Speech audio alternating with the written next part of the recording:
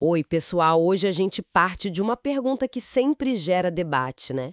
E que veio de um artigo que analisamos.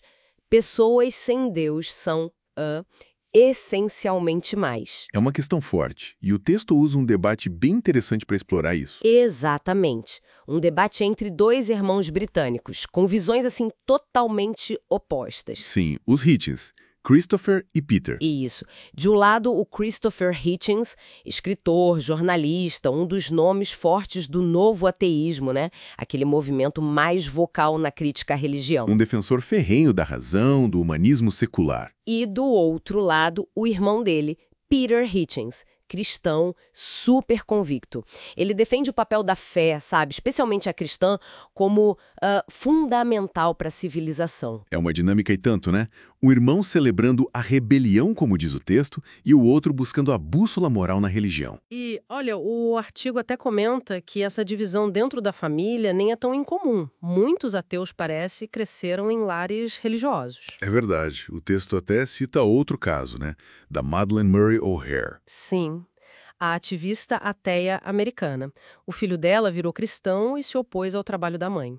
Uma reviravolta e tanto. Embora o artigo note que, no fim das contas, a mãe parece ter tido mais impacto na questão da laicidade lá nos Estados Unidos. É. E a análise que a gente tem aqui sugere que o Christopher, bom, tinha argumentos talvez mais sofisticados intelectualmente. Enquanto Peter seguiu uma linha mais apologética moralista, né? Aquela ideia de que sem religião a ética meio que desmorona. Isso. Então, o nosso objetivo aqui é desempacotar um pouco esses argumentos, ver o que cada lado diz sobre essa conexão ou falta de conexão entre moralidade e fé. Ok, vamos começar pelo Peter. Claro. O fascinante no argumento do Peter Hitchens é a conexão direta que ele faz. Para ele, a ausência de Deus, a queda da influência cristã, isso leva a um vazio moral. Um vazio? Como assim? Ele diz que isso resulta em mais violência, mais desordem social, e ele baseia isso, bom, em observações pessoais. Ah, não em dados gerais. Pelo que o texto indica, são mais observações dele. Jovens violentos na Inglaterra, por exemplo. Ele atribui os atos deles a uma ausência de qualquer sentimento moral e liga isso diretamente ao declínio da fé cristã. Entendi. Quer dizer, na visão dele, sem uma autoridade divina para impor limites, a sociedade tende ao caos. Exatamente. A fé seria o pilar, o que segura a civilização, na visão dele. Sem ela, bom, a estrutura toda balança. Ok, e aí veio a resposta do Christopher Hitchens, né? Que imagino discorda totalmente. Os divinos.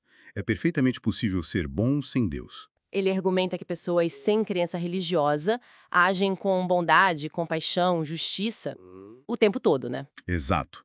Ele diz que isso acontece. Não é a fé que determina a ação moral. E a crítica dele aos exemplos do Peter? Aqui é onde fica realmente interessante. O Christopher aponta que usar essas anedotas, esses casos isolados que o Peter viu, Sim. para dizer que todos os ateus são moralmente inferiores, bom, isso é um erro lógico, uma generalização apressada. Faz sentido. E ele provavelmente lembra de outra coisa também, né? Com certeza.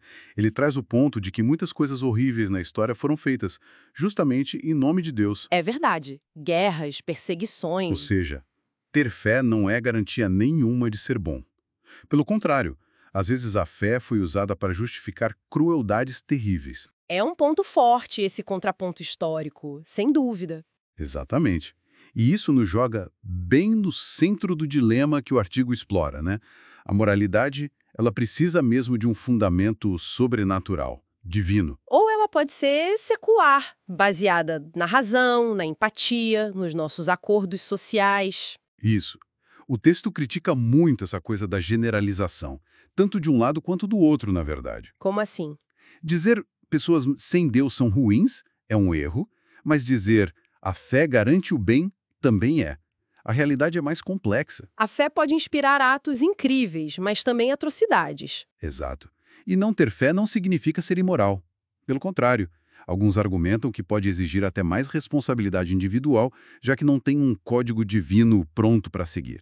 E o erro de usar experiências pessoais para validar tudo. O texto chama isso de falácia mesmo. É um erro de raciocínio. Você não pode pegar sua experiência limitada, uma amostra pequena, e criar uma regra universal a partir dela. epistemologicamente frágil e eticamente questionável. Então, o que tudo isso significa? Onde a gente chega com essa análise? A conclusão do material é que essa briga Hitchens versus Hitchens, ela reflete tensões bem maiores, né?